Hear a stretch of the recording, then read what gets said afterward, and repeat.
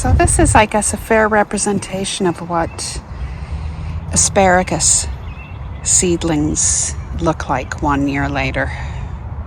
Okay, you get some that are quite thick, but most of them in the first year are quite thin.